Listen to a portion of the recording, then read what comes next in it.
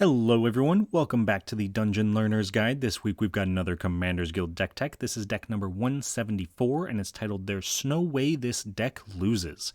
And if you haven't seen this show before, what we're doing is randomly selecting a card from scryfall.com or from among suggested cards, working with a budget of $100 or less and building a commander deck for Magic the Gathering around a theme of the chosen card. So this week, our random card was suggested to us by Z3NNYS Boy on Reddit, and that card is Replicating Ring, which is 3 mana for a snow artifact. It taps to add 1 mana of any color, and at the beginning of your upkeep, put a night counter on Replicating Ring. Then if it has 8 or more night counters on it, remove all of them and create 8 colorless snow artifact tokens named Replicated Ring with tap, add 1 mana of any color. Now, there were quite a few ways that I could take this deck when I started building it, but I decided I really wanted to focus in on a couple of key aspects. So as we move into our commander, we're of course adding some colors. We are not completely colorless this week, but we are adding some colors specifically to focus on the fact that Replicating Ring is a snow permanent. So because of that, we are playing Jorn, God of Winter, and on the backside, Clamdring the Rhinestaff. And Jorn is 2 and a green for a legendary snow creature god. It's a 3/3. Whenever it attacks, untap each snow permanent you control. And of course, the back, Clamdring the Rhinestaff, 1 blue-black for a legendary snow artifact. Tap, you may play target snow permanent from your graveyard this turn. If you do, it enters the battlefield tapped. So there's a couple of key reasons that I wanted to go with Jorn for this one. So first, it is technically a 3-color commander, even though it's only green on the front. But the fact that it untaps all snow permanents every time we attack means that we can actually untap all of our Replicating Rings, and then all of a sudden we can generate a ton of mana both pre- and post-combat.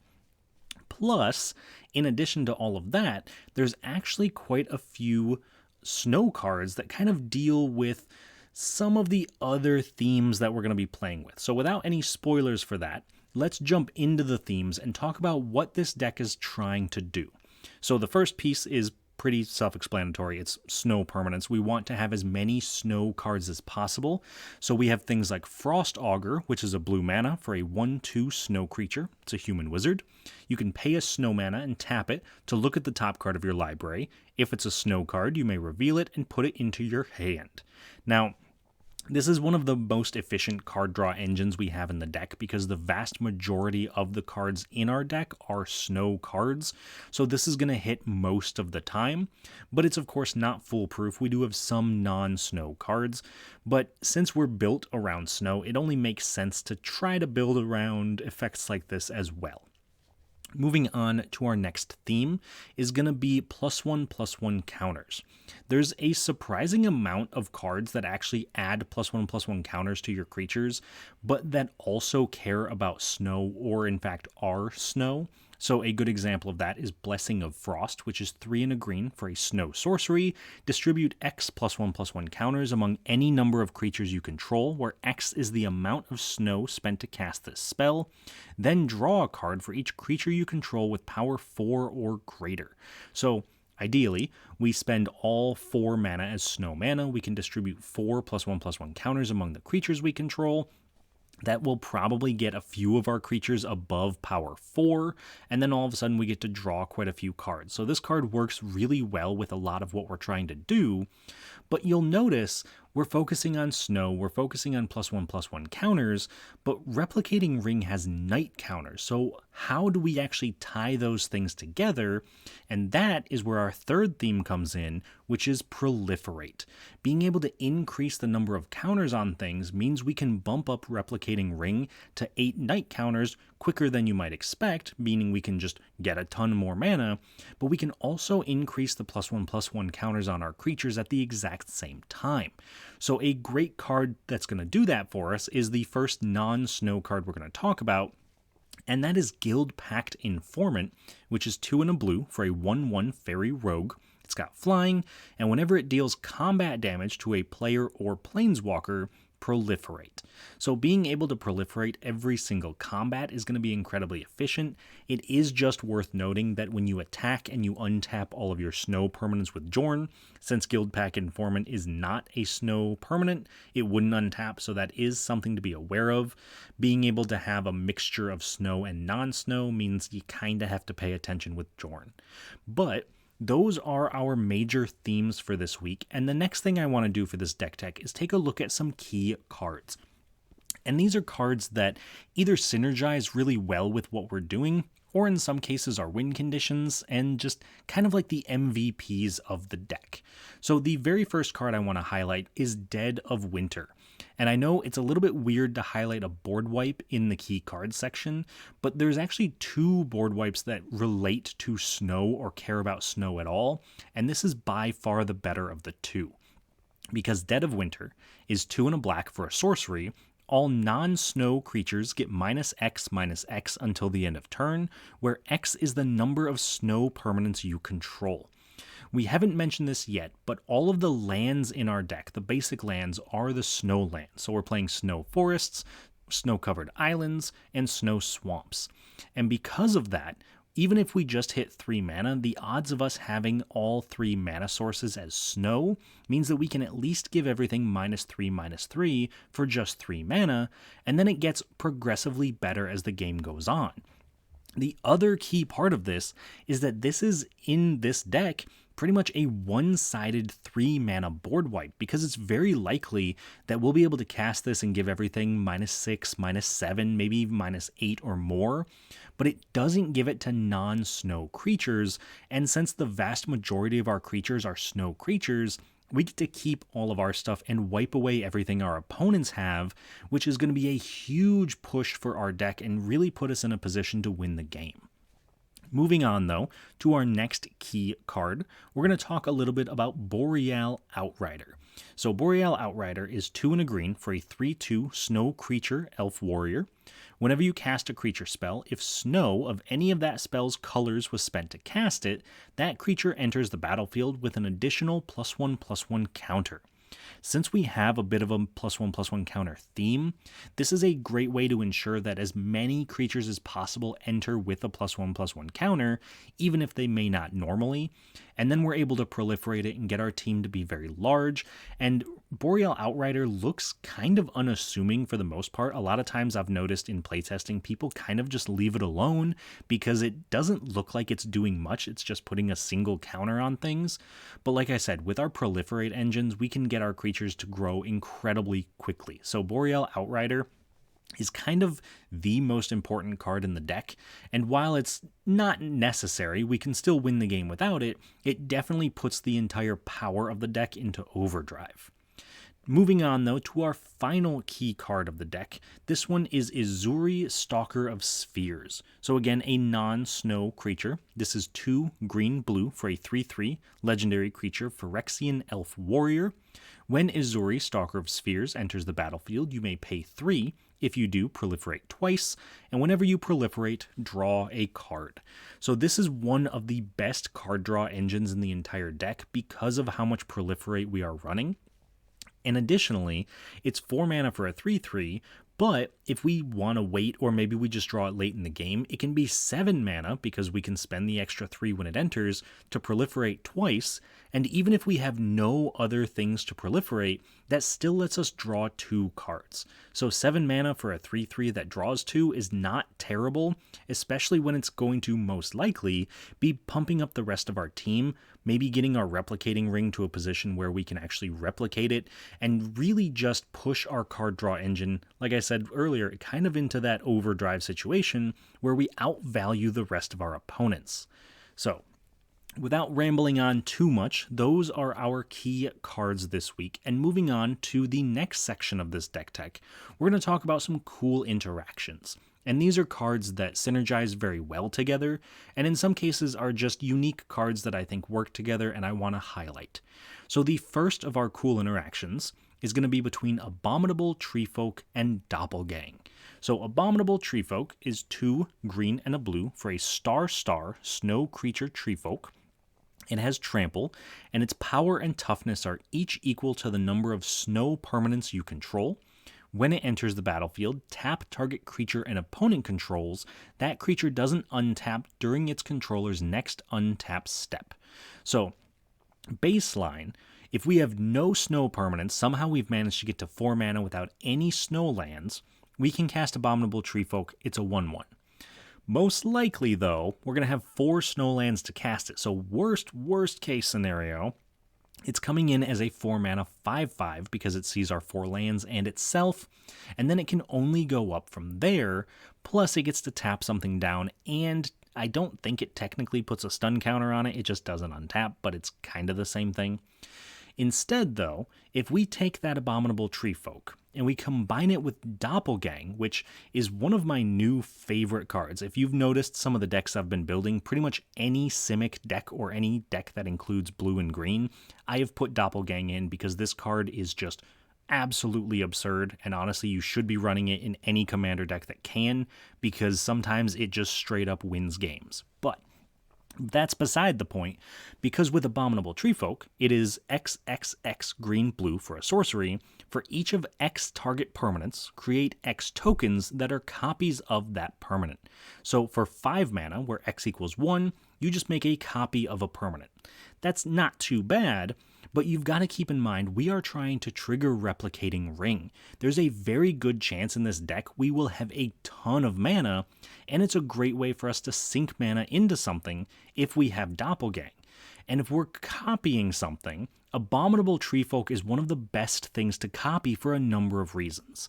One, if we make a ton of copies, say we make 5 copies, we have 5 Treefolks, each one of them is getting the +1/+1 for each other Treefolk, since they're all snow creatures, and each of them enters and taps down an opponent's creature, and it doesn't untap, meaning we haven't technically board wiped, but we've come very close to just preventing our opponents from blocking for the next turn. And that alone could be enough to win us the game because we took out blockers and we made a huge board of giant creatures. Plus, those giant creatures have trample, so even if our opponents do have a few tapped creatures that maybe they have some other stuff to block, that's not gonna matter too much to the Treefolk. So, like I said, I really can't hype up Doppelgang enough. It is an absolutely amazing card. I've never seen it do anything other than shift the game. So, definitely something to keep in mind. But before I ramble on too much about Doppelgang and Abominable Treefolk, let's move on to our next cool interaction, which is going to be between Merit Lage's Slumber and Rime Feather Owl. So Merit Lage's Slumber is 1 and a blue for a legendary snow enchantment. Whenever it or another snow permanent enters the battlefield under your control, scry 1. And at the beginning of your upkeep, if you control 10 or more snow permanents, sacrifice Merit Lage's Slumber. If you do, create Merit Lage, a legendary 20/20 black avatar creature token with flying and indestructible. Now, it is worth mentioning, we do have multiple ways to get Merit Lage. We are also running Dark Depths. It's surprisingly cheap, cheaper than I thought when I started building this deck, but this is the most efficient way to create Merit Lage because we just need 10 snow permanents. And as I mentioned before, our lands are snow permanents, so if we can get 9 lands plus Merit Lage's Slumber, we can immediately just get a 20/20 black avatar creature with flying and indestructible. However, that does mean that we're waiting until turn 9 to trigger this, which we really don't want to be doing. So, as a backup, we also have Rime Feather Owl, which is 5 blue for a star snow creature bird. It's got flying, and Rime Feather Owl's power and toughness are each equal to the number of snow permanents in play. Notably, this does include our opponents, so this is kind of a gotcha for anyone who's playing snow lands but doesn't really have a reason to. And you can pay 1 and a snow mana to put an ice counter on target permanent, and permanents with ice counters on them are snow. So essentially, we can get Rime Feather Owl and Merit Lage's Slumber into play, and then use the Owl's ability to just turn a ton of our stuff that may not be snow into snow permanents because of the ice counters, and then trigger Merit Lage's Slumber. And even better, because both of these abilities can happen kind of whenever, we can turn stuff into snow permanents at the end of our opponent's turn, so that way when it goes to our upkeep, we immediately trigger Merit Lage's Slumber and make a 20/20 flying indestructible creature. So all of that to say, This is probably one of the most efficient ways for us to make Merit Lage. It's not the only way, but it's probably the most efficient. So I think because of that, it definitely deserves a spot in our cool interactions. But moving on to the final piece of our deck tech, we got to talk about the price of the deck. So this week, our deck came in at $64.60, so just a little bit above the halfway point of our budget. And the most expensive card is actually a land, and that is Scrying Sheets, because it is $6.63, making up almost a tenth of the deck's price on its own. It's a snow land that taps to add a colorless mana, but you can also pay 1 and a colorless and tap it to look at the top card of your library, and if that card is snow, you may reveal it and put it into your hand. That is one of the most efficient ways for us to dig, and it's not that expensive. It's 3 mana, considering we have to tap the Scrying Sheets to itself, to be able to just possibly draw a card, which is not terrible considering most of the cards in our deck are going to be snow cards. So I do think it deserves its price tag a little bit. It is unfortunate that it is so expensive, and it's mostly because it's only ever been reprinted once, and that was a list reprinting. So a little bit tricky on that end. Hopefully it does get reprinted soon and the price can come down, because I do think that it is a very good card for this deck, and I wouldn't recommend cutting it. However, if you do need to trim it for budget purposes, you could just cut it for a snow basic. Those are only about 80 cents or so, depending on the ones that you get, so it would make the deck a little bit more effective when it comes to price, but a little bit less effective when it comes to efficiency. On the other hand, though, if you're looking for a card to put into the deck that I think would be a good out-of-budget upgrade, my suggestion for you this week would be to put in Static Orb. Now, I know this is a weird one because this is a stacks piece, and a lot of people are not a big fan of stacks pieces, but let me explain my reasoning on this. It is 3 mana for an artifact. If Static Orb is untapped, players can't untap more than 2 permanents during their untap steps. So this effectively locks down the rest of the table and makes it so that everybody's only untapping 2 permanents. However, Jorn untaps all of our snow permanents every single time he attacks, meaning that we can get access to our full mana and all of our creatures every single turn as long as one of the things we untap is Jorn. Now, again, that's not always going to be the most effective way to do things, and it is probably going to make the table want to come after you. But if we're talking about just from a pure gameplay perspective, this would be a pretty big upgrade for the deck. Now, unfortunately, if you are putting a card in, you would have to take a card out, and it really hurts to suggest putting in a non-snow card and taking out a snow card, but unfortunately, Icebind Pillar is just not really as good as I was hoping it would be. So Icebind Pillar is 2 and a blue for a snow artifact that just says you can pay a snow mana and tap it to tap target artifact or creature. So originally when I put this in the deck, I was hoping it would be a good way to shut off attacks, maybe to shut off any artifacts that might need to be turned off. But in reality, it just kind of annoys other people at the table in a way that still pushes them to attack you, just like Static Orb would, but it's not preventing enough of the attacks, like Static Orb, to make it actually worth the inclusion. Now, that isn't to say that it can't do some things. Typically, having it there is a great way to prevent people from attacking you in general.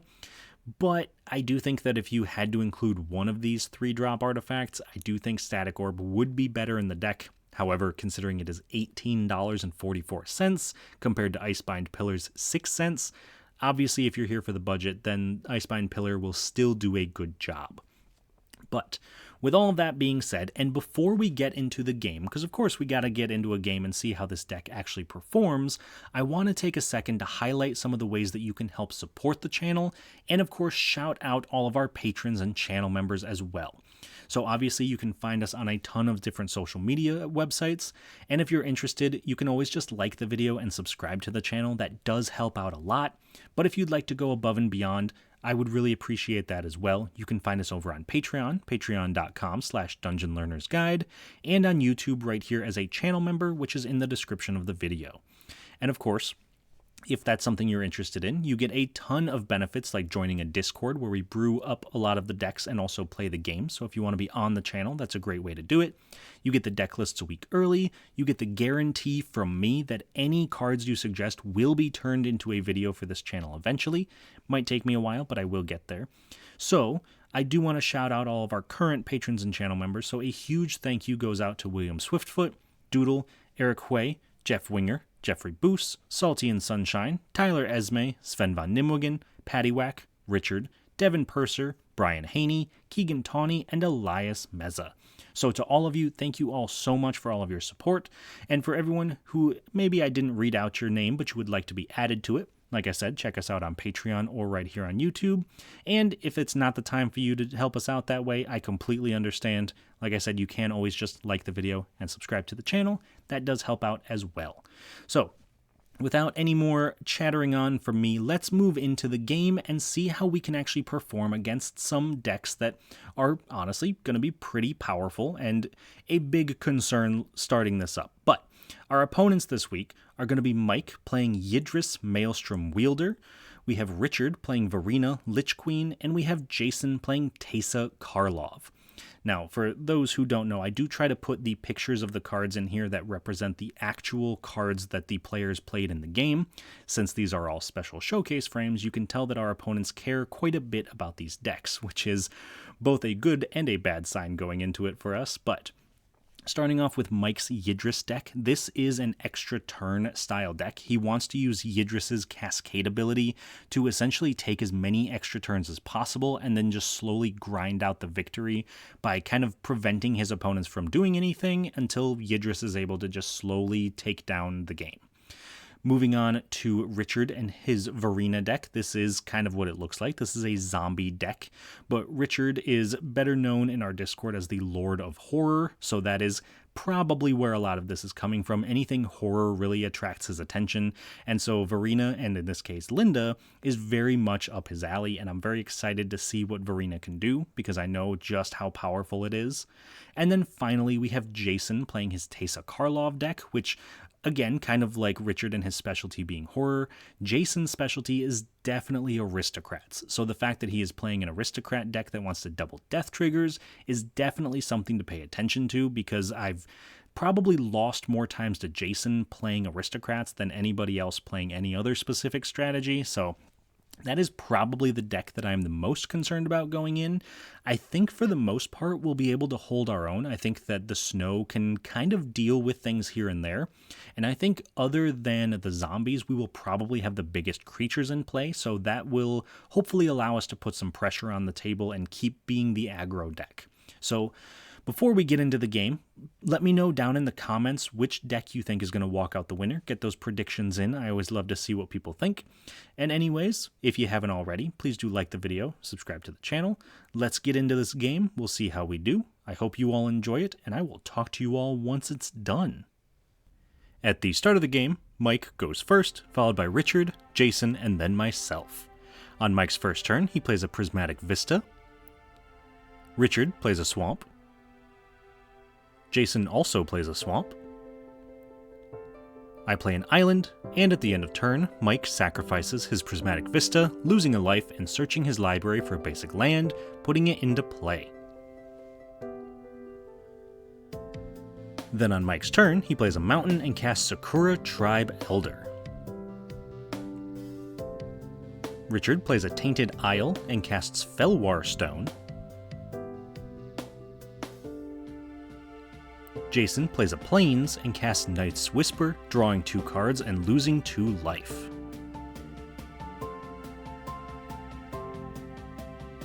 I play a Forest and cast Merfolk Skydiver, putting a +1/+1 counter on itself when it enters, and at the end of turn, Mike sacrifices Sakura Tribe Elder to search his library for a basic land, putting it into play tapped.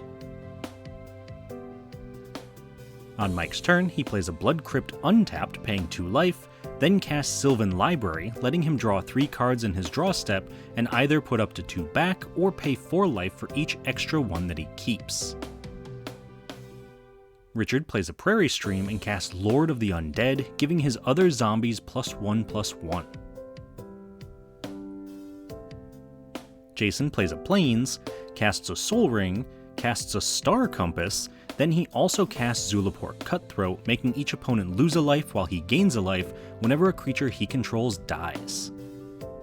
I play a Scrying Sheets and attack Richard for 2, then in my second main phase I cast my commander, Jorn, God of Winter, letting me untap all my snow permanents whenever he attacks. At the end of turn, Mike casts Brainstorm, drawing 3 cards and then putting 2 back on top of his library. On Mike's turn, he draws 3 cards, paying 8 life to keep all of them. Notably, the first card he draws for his turn is Temporal Mastery, which he can cast for its miracle cost, taking an additional turn after this one. He then plays an island and also casts Delighted Halfling, finally suspending a Profane Tutor, and then passes to himself for his extra turn.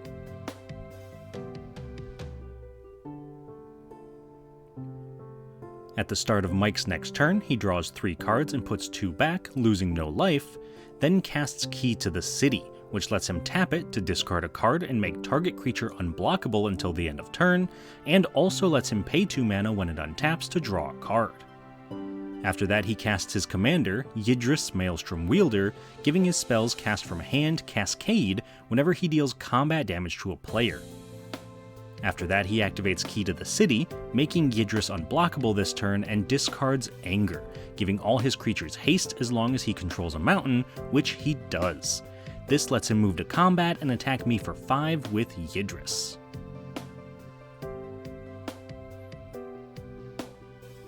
On Richard's turn, he plays an island and casts his commander, Verena Lich Queen.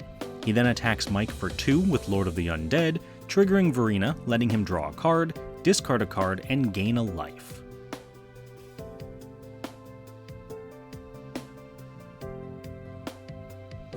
On Jason's turn, he plays a Swamp and attacks Mike for 1, then in his second main phase, casts Sidisi Undead Vizier, exploiting Zulaport Cutthroat when it enters the battlefield, making each opponent lose a life while he gains a life, and then he searches his library for a card, putting it into his hand.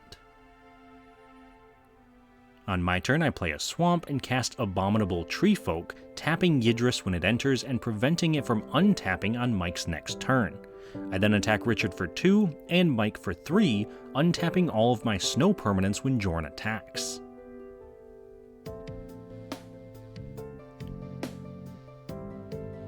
In Mike's upkeep, he removes the final counter from Profane Tutor, casting it for free and searching his library for a card, putting it into his hand.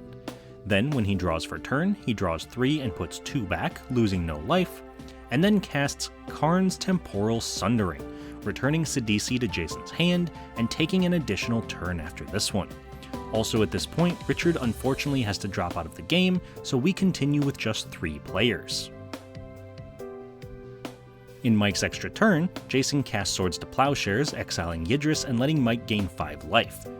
Then he draws 3 cards, puts 2 back and loses no life, before casting Key to the Vault, equipping it to Delighted Halfling, so when it deals combat damage to a player, letting him look at that many cards from the top of his library, exile a non-land card from among them, and cast it without paying its mana cost. After that, Mike moves to combat, attacking Jason for 1, letting him cast the Royal Scions from the top of his library for free.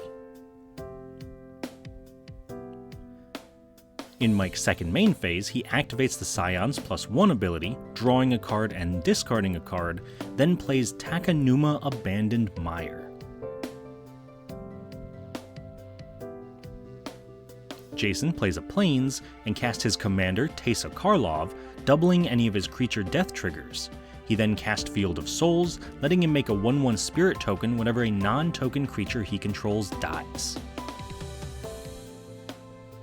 At the end of turn, I activate Scrying Sheets, looking at the top card of my library and putting it into my hand if it's a snow card, but unfortunately it's not. On my turn, I cast Centaur Omen Reader, making my creatures cost 2 less to cast as long as it's tapped. Then I attack Mike for 12 with all of my creatures, untapping all my snow permanents when Jorn attacks. On Mike's turn, he draws 3 and puts 2 back, losing no life. then casts the One Ring, gaining protection from everything until his next turn, and letting him tap it to put a burden counter on it, and then draw cards equal to the number of burden counters, while also losing life equal to the number of burden counters in his upkeep. He activates the Royal Scion's +1 ability to give Delighted Halfling +2/+0, First Strike and Trample until the end of turn, and also activates Key to the City, discarding a card and targeting the Halfling to make it unblockable this turn. Still before combat, he activates the One Ring, putting a burden counter on it and drawing a card. He then attacks me for 3 with the Halfling and casts Emrakul the Promised End from the top of his library, taking control of my next turn, then giving me an additional turn after that.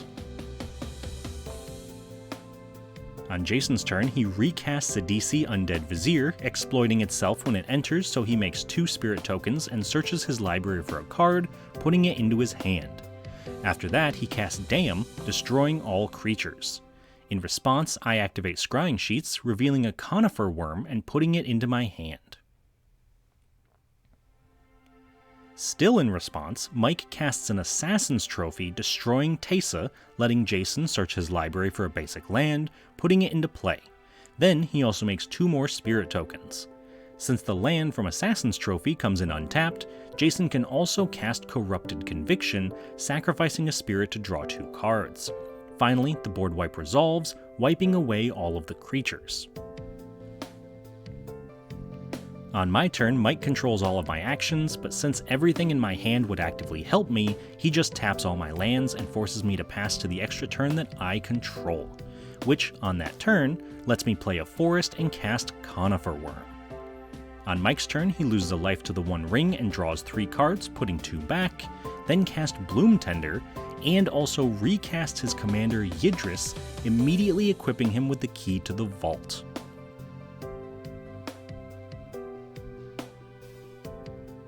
Mike then activates the One Ring, putting a counter on it and drawing 2 cards, then plays a Swamp and activates the Royal Scion's +1 ability, giving Yidris +2/+0, First Strike, and Trample.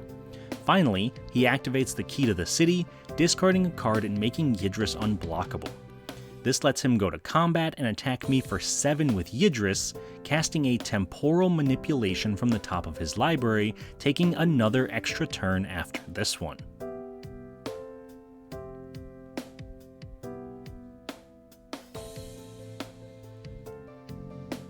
On Mike's extra turn, he loses 2 life to the One Ring, then draws 3 and puts 2 back, losing no life, and activates the Royal Scion's -8 ability, killing the Planeswalker, drawing 4 cards, and doing damage to any target, in this case me, equal to the number of cards in his hand, which is 6.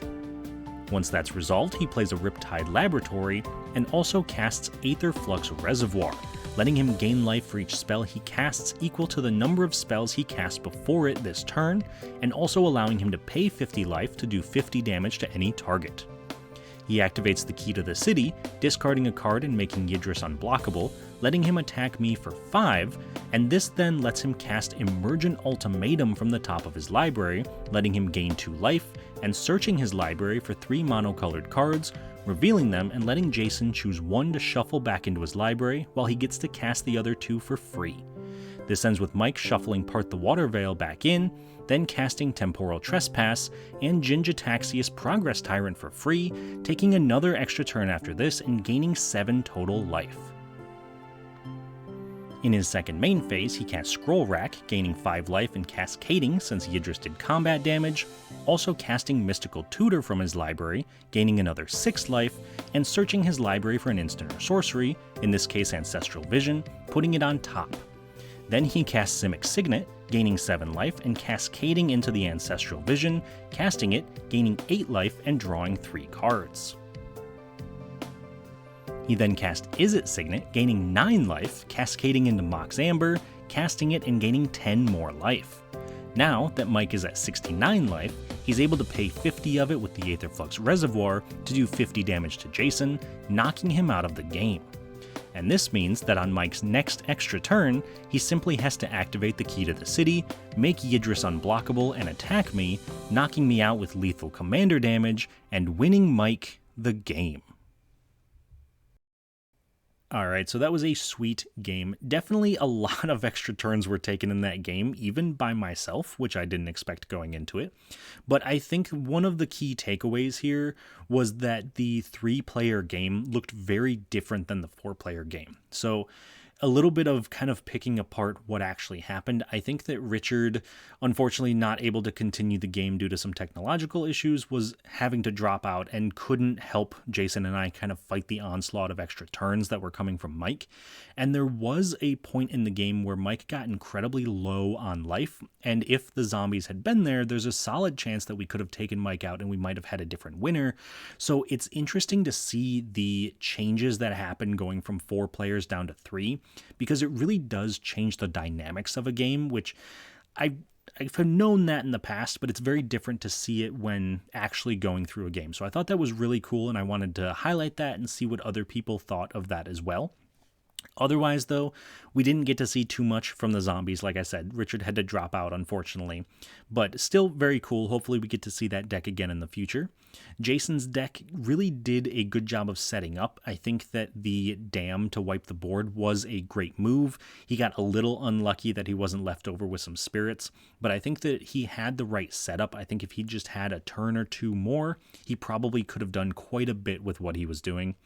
And then our deck, we really got unlucky. We did get stuck on mana pretty early on. I was really fighting to hit my 5th land, and we missed it for like 2 or 3 turns in a row, which is really not where you want to be, especially when a lot of our stuff requires us to ramp. So a little bit unfortunate. We just kind of didn't get the engines going. We started to at the end, but of course by that time it was too late.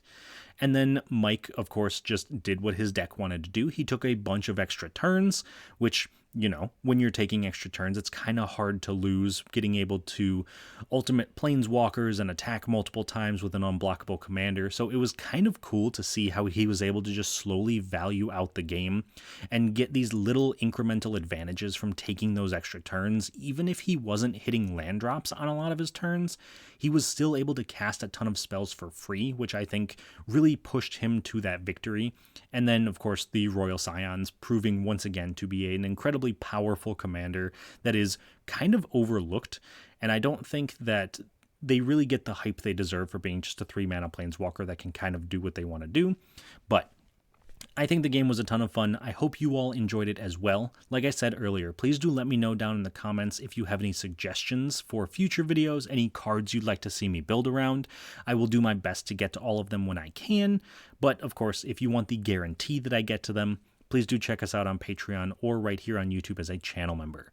So once again, thank you all so much for watching. Hope you enjoyed the game, hope you enjoyed the deck tech, and I will see you all on the other side of the Dungeon Learner's Guide.